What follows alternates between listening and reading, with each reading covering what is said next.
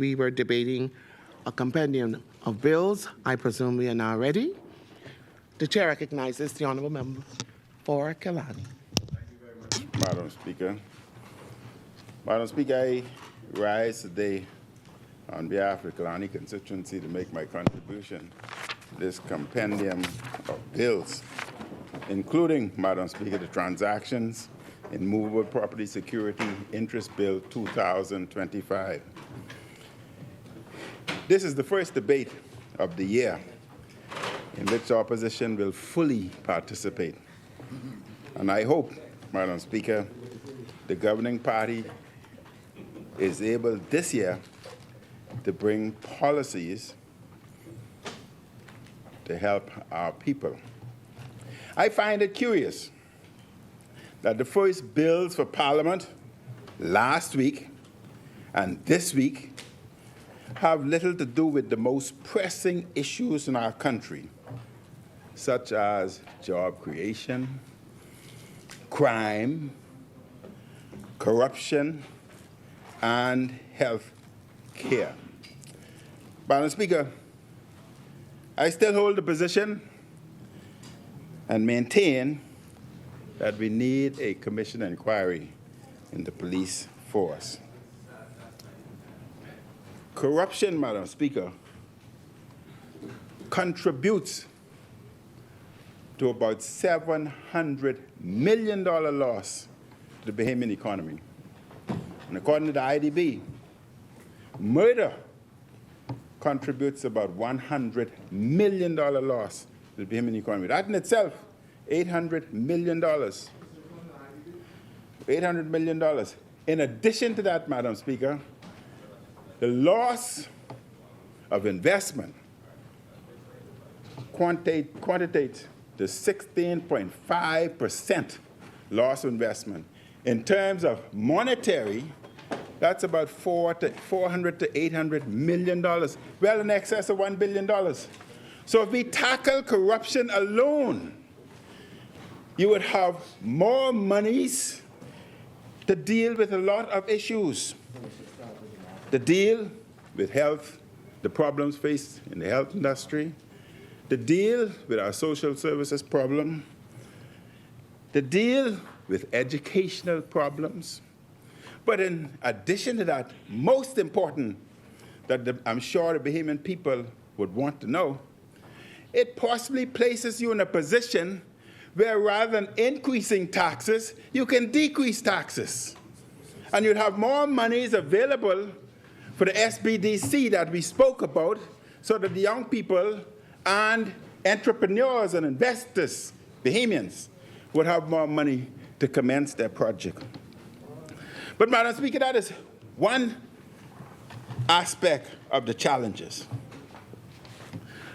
But the other problem that we face that is serious is health care. Madam Speaker,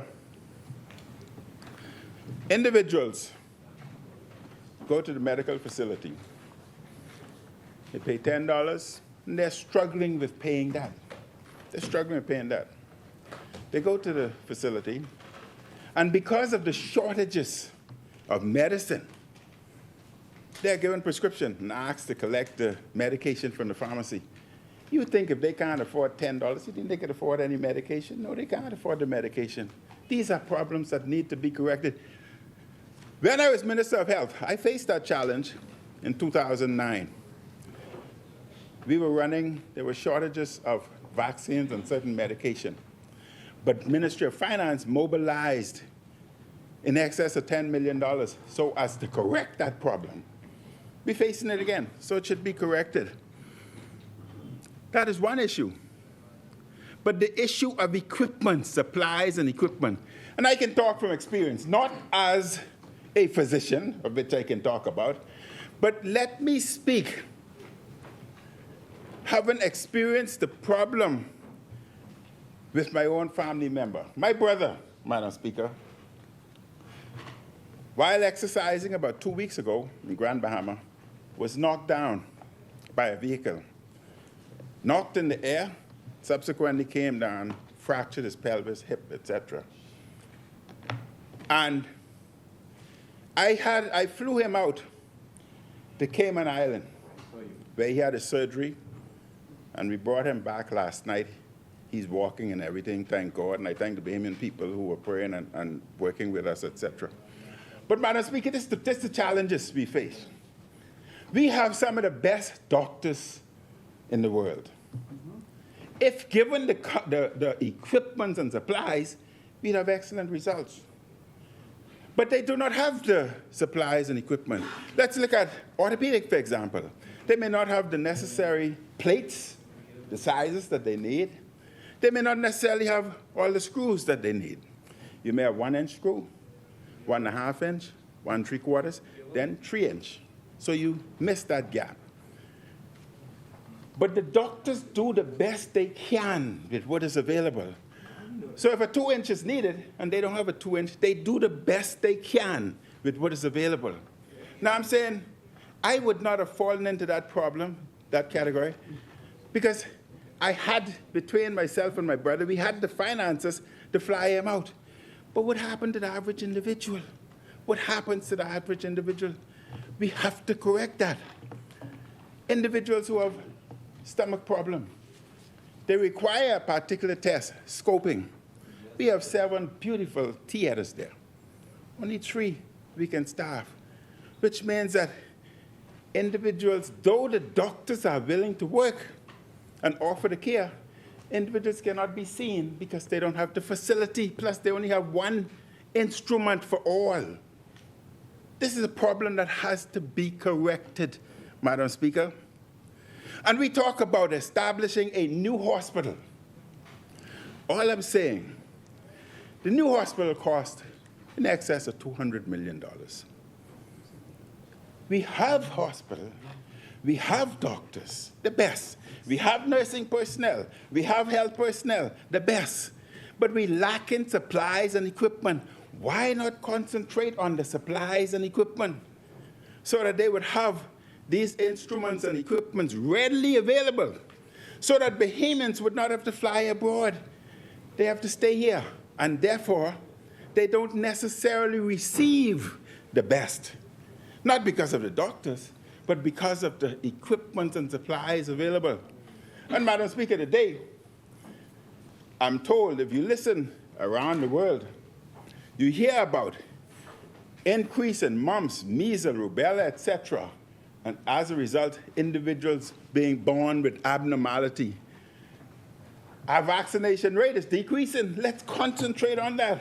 So it's only a matter of time before, in the Bahamas, we see mumps, rubella, polio cases. And you know what impact that's going to have on you, eczema, tourism? What impact? So all I'm saying is, the doctors have said repeatedly, let's not bother with the new hospital. Give us supplies. Give us equipment. Give us the staffing. Give us what is necessary. We built a hospital in Abaco. We built one in Exuma. You know that was built by us. Under me. Yes. But the member would tell you the challenges that they face. They don't have the supplies and equipment, the staff, etc. So you have the best facility there, but you can't use it because you don't have the necessary equipment available. That is what we need to concentrate on, because if we build a new hospital, you're building another elephant, another white elephant. Do not go down that road. Ensure we have proper vaccination. Ensure that we upkeep our vaccination so that we don't run into abnormalities. Individuals having their babies born blind or heart abnormality. Let's not run into that problem. So you may not want to abandon the new hospital. I know politicians love the idea of building a structure so that they can have their name on it. Oh, this is their ego. Let's think of the people. Let's think of the people. I'm not interested in my name on any building, The only thing I'm concerned about is putting my name on my tombstone so my family know exactly where I am.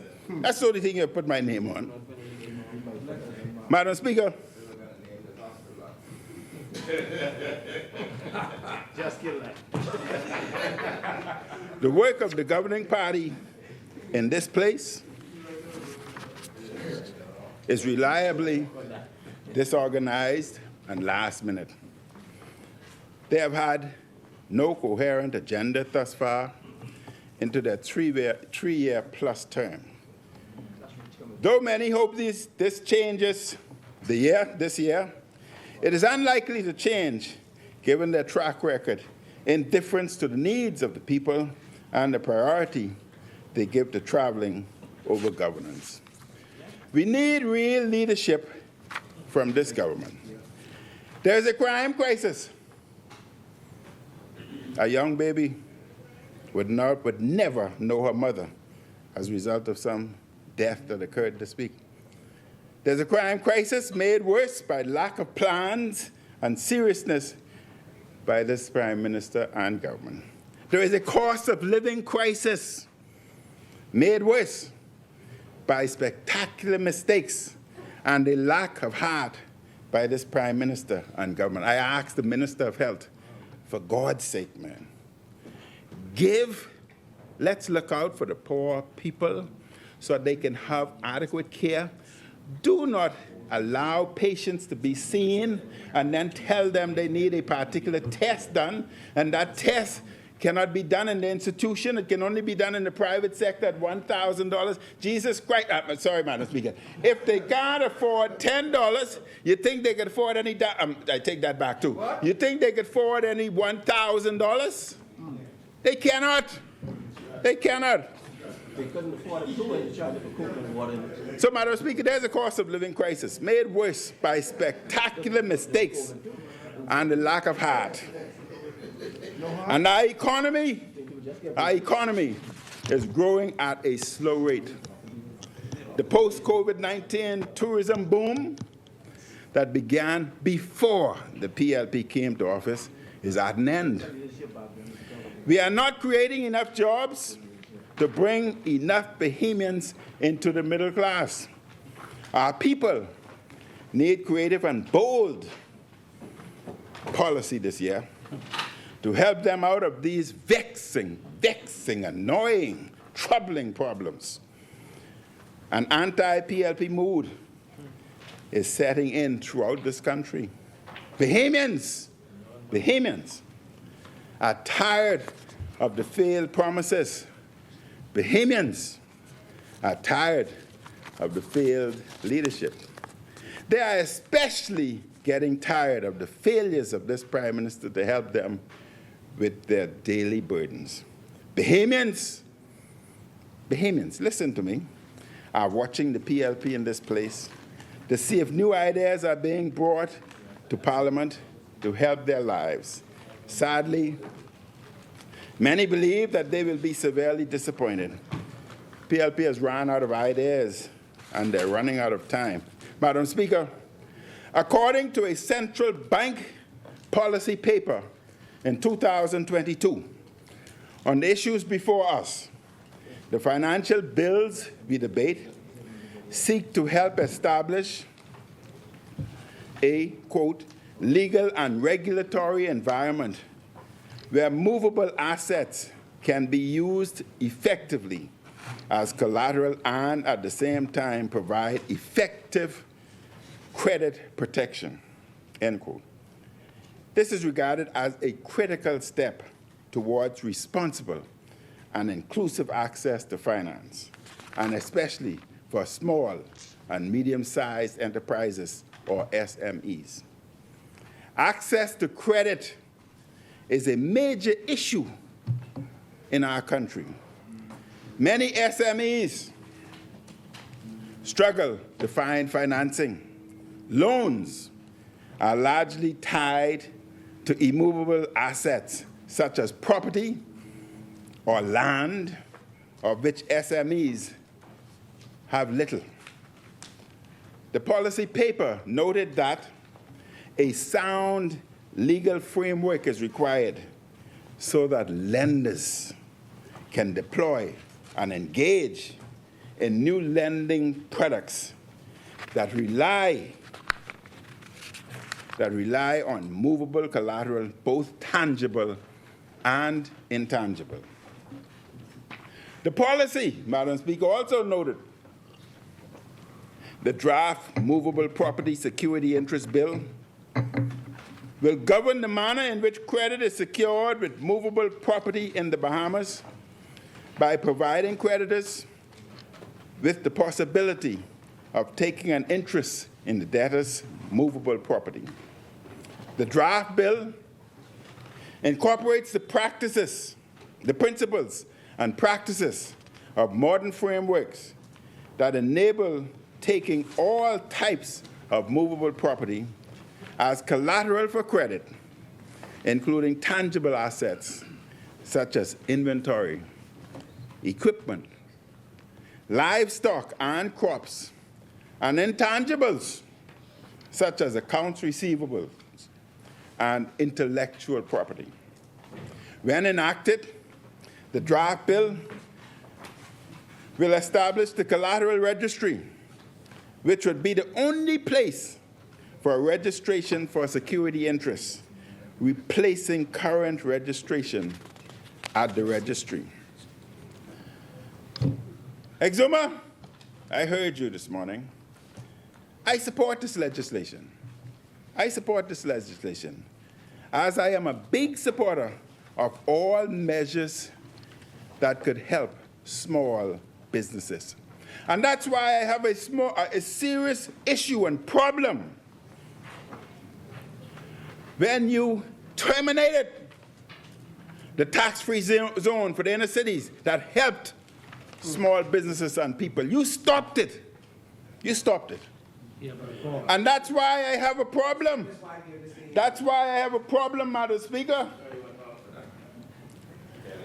We have also, to help the small business and people, we have enacted a legislation declaring that all government subdivisions are declared tax-free so that individuals for a certain length of time would not have to pay duties and other taxes to bring in their supplies and equipment. That we have done.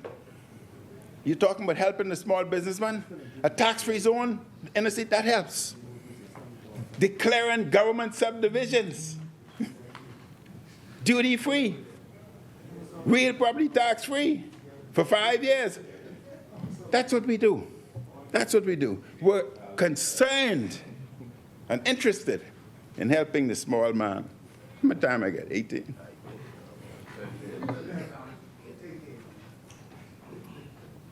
Madam Speaker, during my administration, we created a Small Business Development Center to focus on lending to and financing small businesses. Through our efforts, many tens of millions of dollars went to Bahamian entrepreneurs. Madam Speaker, I would hope that all those individuals in the inner city who had lost their benefits as a result of this particular government, stopping the tax-free, forcing them to pay duty, forcing them to pay real property tax, etc., forcing them to pay different forms of taxes. I would hope that whenever, if ever, the FNM government comes into power, they would reimburse those individuals retroactively as to the money that they would have lost. Yeah, I say, and I seriously believe that. You all don't believe in the poor. That's your problem.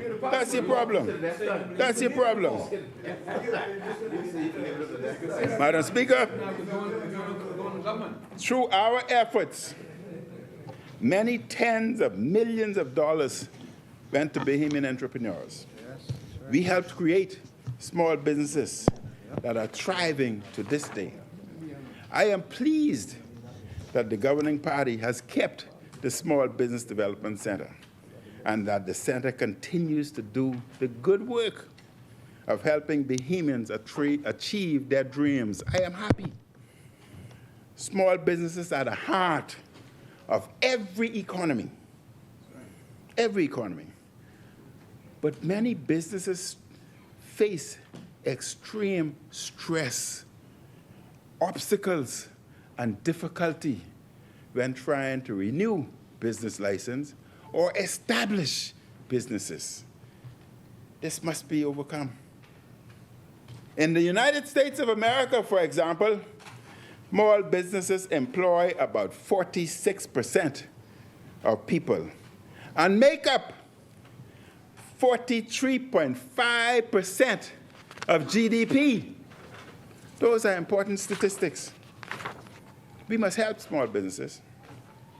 Key to this legislation is the creation of a collateral registry. The central bank policy paper noted all centralized electronic register, which contains all records of security interests in movable property and is accessible online and in real time, will provide for a streamlined efficiency for creditors, searching information on the collateral of a debtor, and enable the discoverability of all security interests for the moment they are registered. Madam Speaker, the collateral registry would be, this is what they said, the collateral registry would be the official source of information for all security interests in movable property in the Bahamas. Madam Speaker, I hope, and you'll have my support, this legislation works in its objective of getting more lending to small businesses. This is especially necessary as the IMF recently noted that the growth in our economy is starting to slow. I remind members that it was under the FNM at the end of our administration that the economy began to rebound near the end of the pandemic. The growth continued under this government. However, with it slowing now, opportunities will slow too for our people.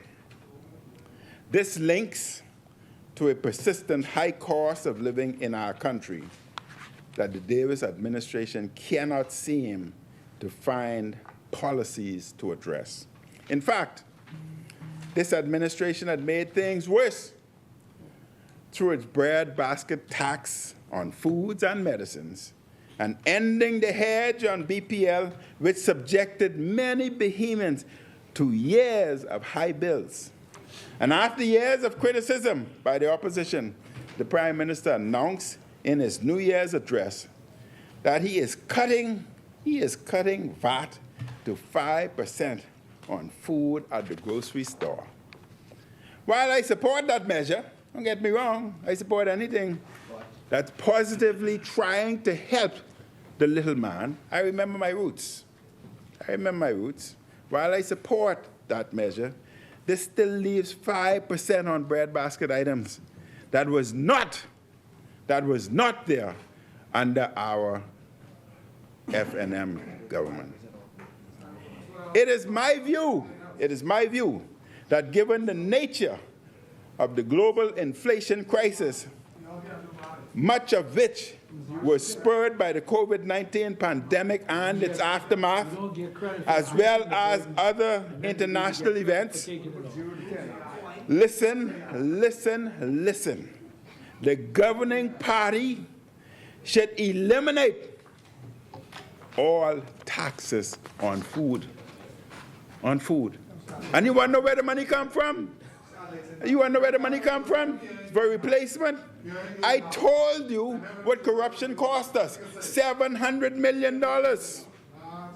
Murder, $100 million. Decrease in investment, 16.5%. Equal $400 to $700 million. Over $1 billion. So you have it. Just enforce laws. Passing laws are a joke. It moves from here to there, the Senate, and then probably on the shelf. We don't enforce laws.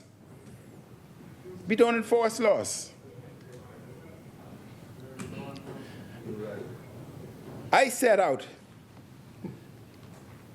this idea out in terms of eliminate taxes on food. But this elimination would include VAT and customs duties. VAT and customs duties. I set this idea out in an op-ed published in the newspapers earlier this month. The only duties that should remain would be in the limited cases where there is viable Bahamian food producer who needs certain domestic consideration and protection. We must, and it was one time your slogan, and you probably still believe in it, but we must put Bahamians first. We must put Bahamian first so that we can protect our nation, protect our citizens, especially our farmers and the businesses. We cannot talk about Bahamian first. We must do it. Madam Speaker, the only duties, as I've said, should remain would be in the limited cases when there is a viable Bahamian food producer who needs certain domestic considerations and protection. This no tax policy on food is urgently needed. It should not pertain to cooked foods, however. And the revenue loss from cutting taxes on food could be made up elsewhere. One example I made, but the PLP could cut its travel budget. The PLP could cut the tens of millions of dollars it spends annually on consultants. I call on the Prime Minister to bring forward his other policies related to reducing the cost of living. His New Year's address especially only had one idea, that is the VAT cut on food to 5%. Madam Speaker, before I take my seat, due to recent developments, I must again raise the issue in Haiti. The United States has suspended nearly all its foreign aid programs as the new administration reviews these commitments. It is now unclear what the future is of the mission to Haiti. The international effort, though led on the ground by Kenya, is really funded by the United States. Many, including myself, have been critical of this administration's involvement in this mission because there has been no coherent plan and the mission has already understaffed.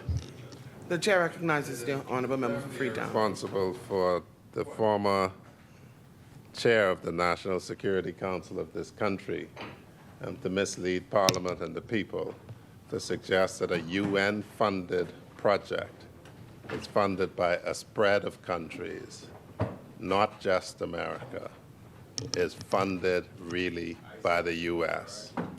And it's not majority funded by the U.S. either. Thank you, honorable member. I'm going to argue afterward. I don't want to use up my time. I can argue afterward and show you that you're wrong. Look at who makes the biggest contribution to UN and WHO, etc. Go review your facts. Go review your facts. The situation in our neighboring country remains dire, Madam Speaker. According to the International Organization for Migration, 1 million people has been displaced in Haiti during the crisis since the assassination of the country's president in July 2021. And despite months of efforts by the international force, of which this government is a part of, gangs still control 85% of the capital, Port-au-Prince. Madam Speaker, Haiti is a dangerous place. According to the United Nations last year, 5,600 people were killed in gang violence. Barbados has shifted from being involved in troop deployment into technical support. It is my view that the Bahamas should not be part of this mission until such time as a proper plan is put in place that has sufficient funding. Madam Speaker, as time is running out, I would like to ask to put two questions to the floor.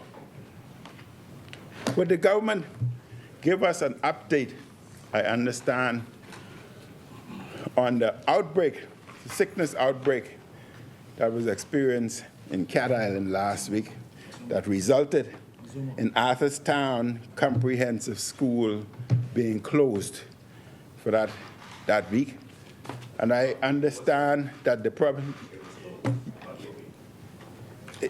I'm sure you'd bring us an update.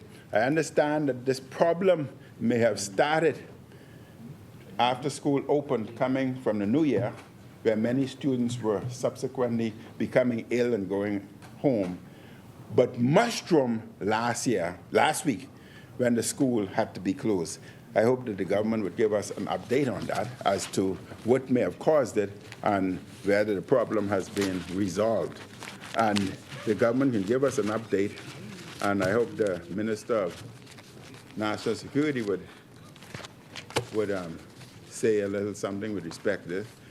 My understanding is that we may have had within our institution 2 fentanyl deaths, and if that is so, what are you doing with respect to decreasing or trying to eradicate or minimize the amount of fentanyl that's getting into our society and can possibly cause even more deaths, not just the 2 that I know about?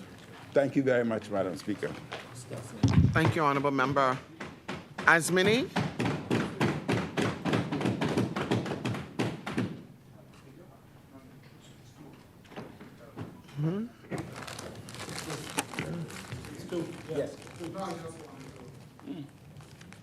The chair recognizes the Honourable Member for Yamakro.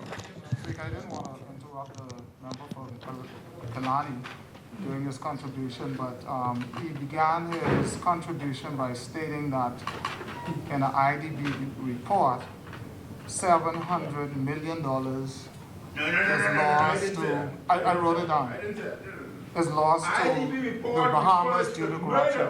Which is 100 million. Oh, sorry, Madam Speaker. Let me just. Are you going to respond? I wrote it down. The good member from Kalani stated that the IDB has reported that $700 million is lost in the Bahamas every year due to corruption. And if that is indeed the case, I cannot find any evidence of such. And I'd ask the good member to please lay the document in which that statement, and I would also challenge the member. I was also challenged that we review what was said on record and that you correct yourself. The second thing is, Madam Speaker, the members also stated that we haven't done enough by reducing the food cost, the VAT on food, to 5%, and challenges the government to go further and decrease or take off all taxes completely, including customs. And on a report dated this is the Guardian, dated January 13, 2025, the